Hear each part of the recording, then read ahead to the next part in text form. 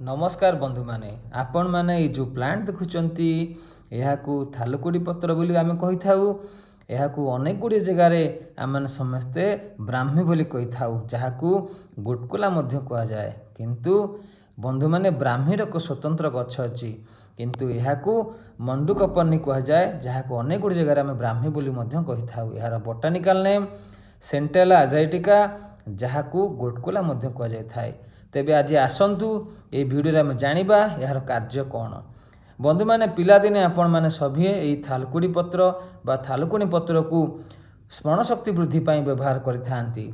सेहि भली भाबरे आज आम भल भाव बुझिबा ये गछटीर औषधीय गुण कौन एवं कार्य कौन। तेबे आसंतु ये गछर व्यवहार रे बंधु माने मानसिक स्थिरता वृद्धि होइथाए, स्मरण शक्ति बढ़ी थाए, एकाग्रता आसी थाए, निद्रा जो मानक हेउनी से पाखे निद्रा मध्य भल भाव कराई थाए। अनेक गुड़े क्षेत्र में यह केश पाई मध्य कार्य करिथाए। एथिरे एंटीबायोटिक गुण अच्छी, रक्त सफा करिवार मध्य क्षमता अच्छी।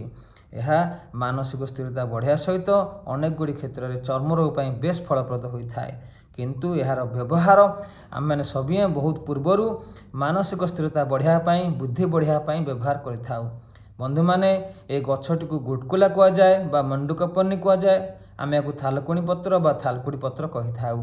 आगामी भिडियो में जानिबा जे स्वतंत्र ब्राह्मी गछ अच्छी ताकू कौन कहा जाए, किंतु यहाकू गुटकुला बा मंडुकपर्णी